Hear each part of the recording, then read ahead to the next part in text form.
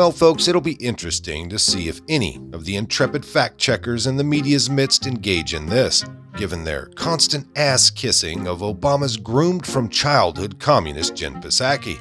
I doubt it, but regardless, she told some real whoppers yesterday in a flailing attempt to attack Florida Governor Ron DeSantis. You see, this is how they always tell you who they're really afraid of, right? During yesterday's briefing, Psaki launched into a series of attacks, beginning with the claim that DeSantis is playing politics and not listening to, quote, public health. Let's take a quick commercial break and then we'll watch the clip.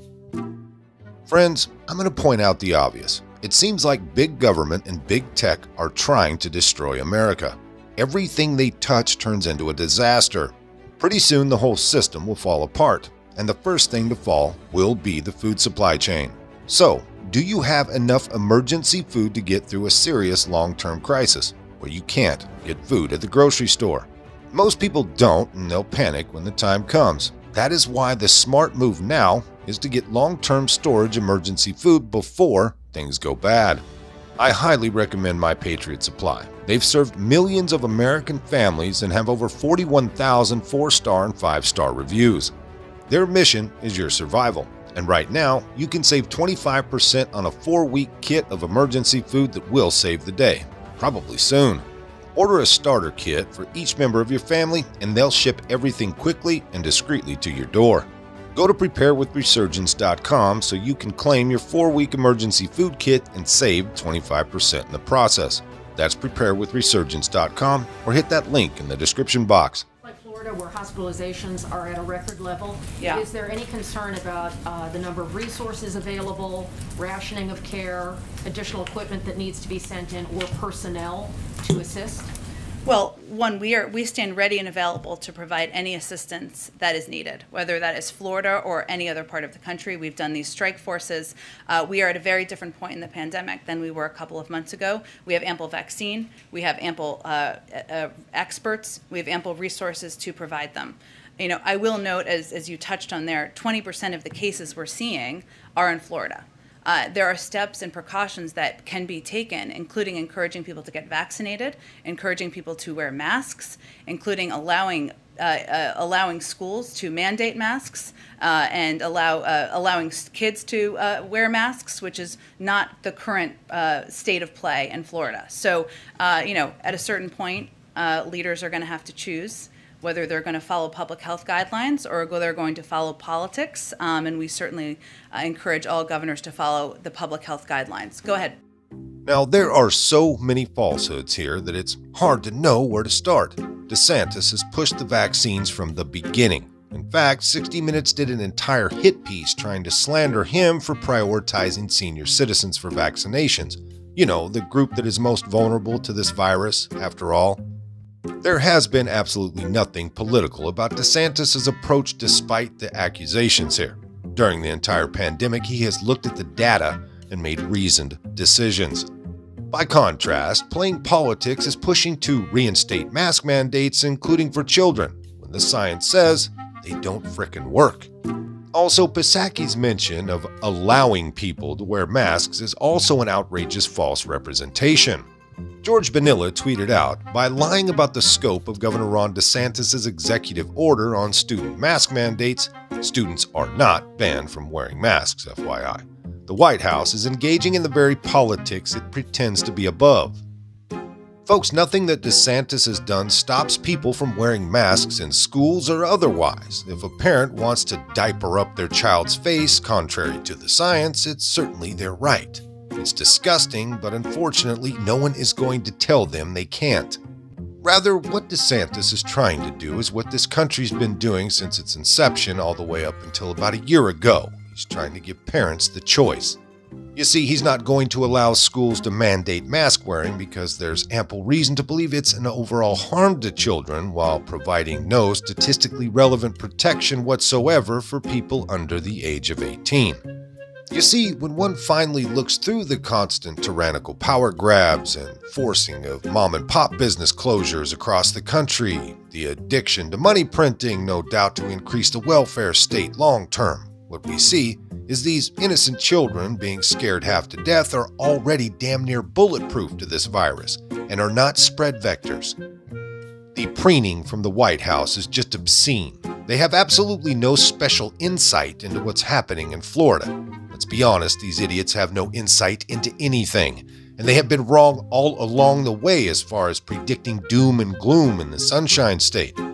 Now, for his part, DeSantis did fire back at Psaki via his press secretary. He's known to do that. This from Fox News. Quote, by dismissively ignoring Governor DeSantis' efforts to protect vulnerable Floridians, Psaki is the one playing politics with the pandemic, DeSantis press secretary Christina Pushaw told Fox News in an email.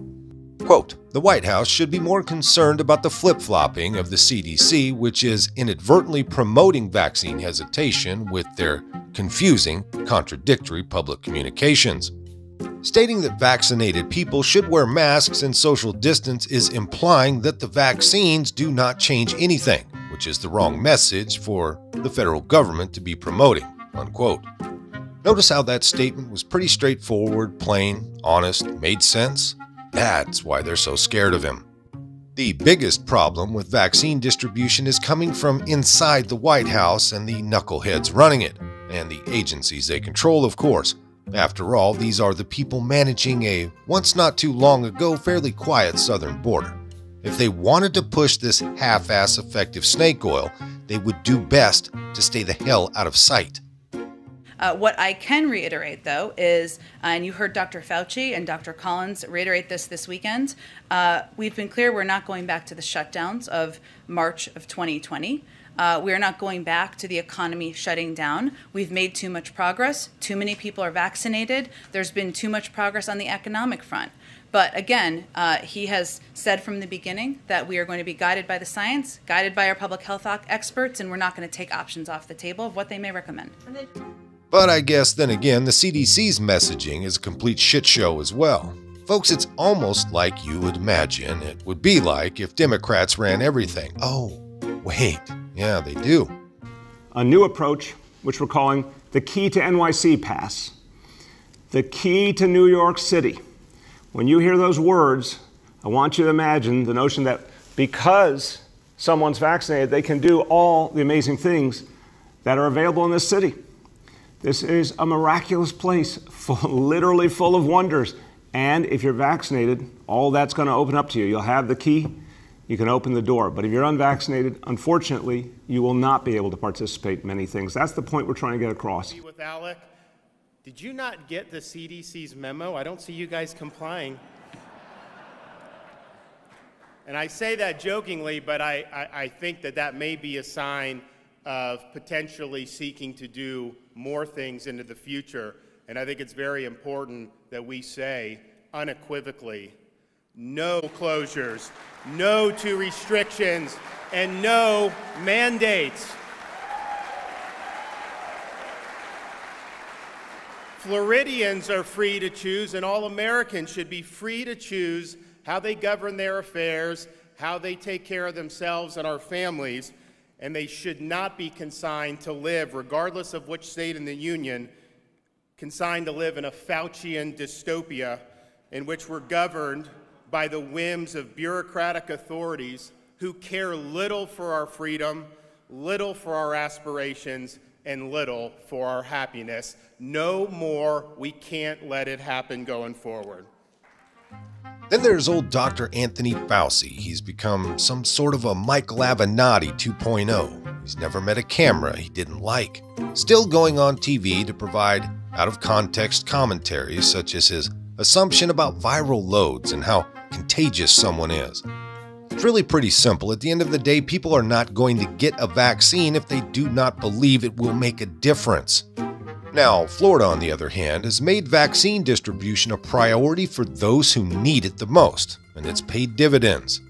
Yes, they are seeing a Delta spike right now, and other states in the future will see the same if history is any guide. But that's mostly among populations that are far less vulnerable, as evidenced by the relatively low death rates that CNN, MSNBC, and all of mainstream media refuse to report on.